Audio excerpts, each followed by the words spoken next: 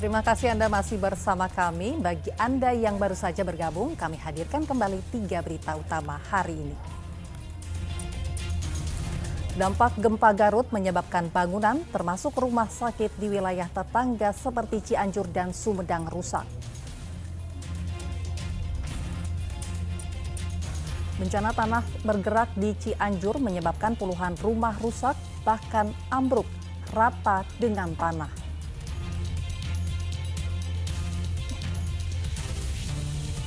Isak tangis mewarnai pemakaman korban yang jasadnya ditemukan dalam koper di Cikarang, Kabupaten Bekasi.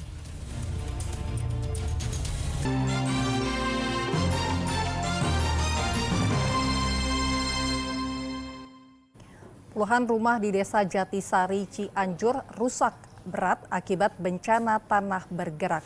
Puluhan rumah lainnya dalam kondisi terancam bencana tanah bergerak susulan. Ratusan warga harus mengungsi untuk mengantisipasi tanah bergerak susulan.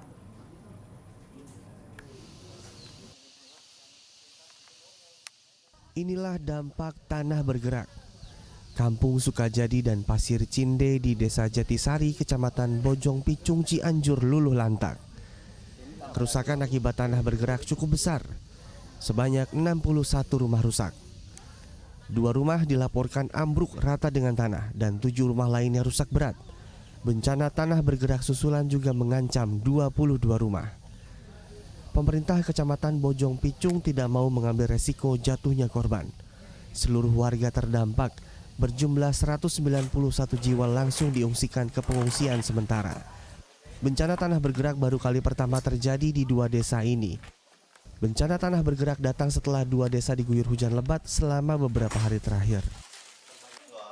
Di wilayah kami 2 hari berturut-turut ya, hujan dengan intensitas tinggi terus mengguyur dan mungkin juga kemarin kan kemarau panjang.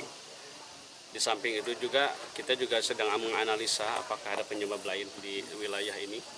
Nah, kita sudah mengevakuasi khususnya yang berada di Kampung Sukajadi ini sebanyak 50 kakak. Untuk Pasir Cinde ada 11 kakak, jadi total ada 61 kakak yang terdampak pergeseran tanah. Pihak kecamatan akan berkoordinasi dengan pihak terkait untuk mengkaji kelayakan 2 desa sebagai tempat tinggal. Rendra Gozali melaporkan dari Cianjur.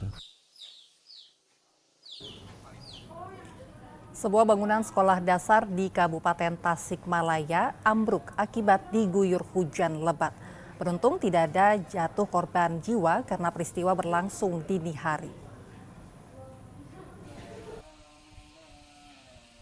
Salah satu ruang kelas SD Negeri Kertasari di daerah Pagerageng, Kabupaten Tasikmalaya ambruk rata dengan tanah. Atap bangunan menimpa sejumlah fasilitas seperti meja, bangku, lemari, dan papan tulis. Bangunan ambruk akibat diguyur hujan lebat Sabtu dini hari. Diduga karena tidak kuat menahan debit air hujan, akhirnya atap bangunan ambruk. Namun peristiwa ini tidak menimbulkan korban jiwa karena terjadi dini hari.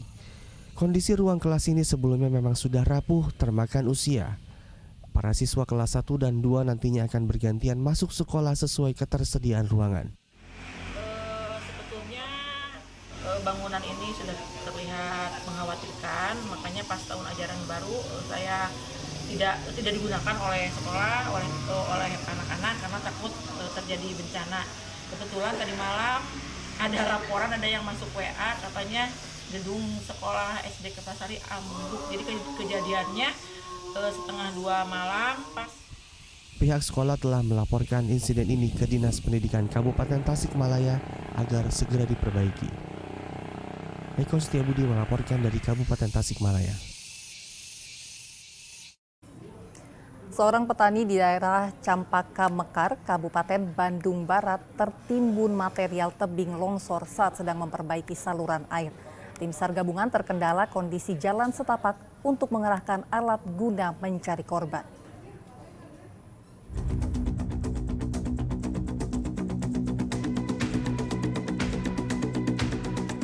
Tim gabungan melanjutkan pencarian terhadap petani yang tertimbun longsor di Kampung Cimanggu, Kecamatan Padalarang, Kabupaten Bandung Barat Minggu pagi. Dari pantauan udara, ratusan petugas diterjunkan. Petugas juga was-was dengan kondisi tebing labil sehingga sewaktu-waktu bisa terjadi longsor susulan. Petugas tidak bisa mengerahkan alat berat karena akses jalan ke lokasi sempit. Kendala yang kita hadapi di lapangan, minimnya alat, kemudian alat berat tidak memungkinkan untuk membantu pencarian, kemudian cuaca juga kurang mendukung. Demikian. Korban bernama Opang dinyatakan hilang tertimbun longsor Jumat sore.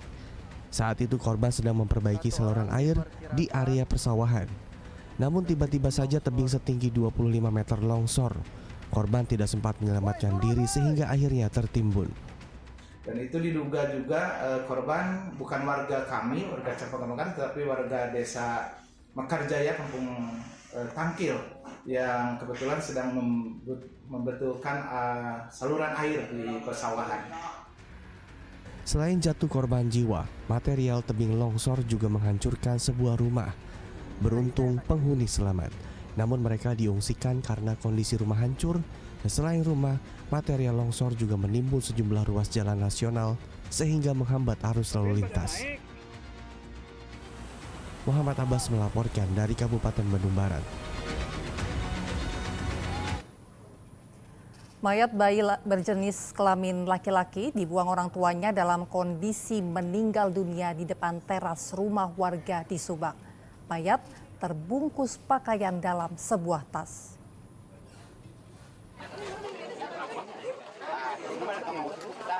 Warga Cilaja, Kelurahan Cigadung, Subang tidak habis pikir ada orang tua yang tega membuang buah hatinya. Apalagi kondisi bayi sudah dalam kondisi meninggal dunia. Namun diduga bayi baru saja dilahirkan ibunya. Mayat bayi pertama kali ditemukan pemilik rumah saat sedang duduk di teras rumah. Ia kemudian memberanikan diri membuka dan menyentuh isi tas. Awalnya ia mengira boneka, ternyata kaki bayi laki-laki terbungkus pakaian. Ada kantong-kantong warna hitam. Disangkanya pakaian anak-anak yang habis berenang. Kemudian saat digeser, kok seperti ada berupa jemari kaki gitu. Disangkanya boneka, setelah dibuka ternyata seorang bayi. Polisi langsung mengevakuasi mayat bayi tak berdosa ini ke RSUD Subang untuk divisum. Sementara itu sejumlah saksi dimintai keterangan untuk mengungkap orang tua bayi malang ini. Zainal Arifin melaporkan dari Subang.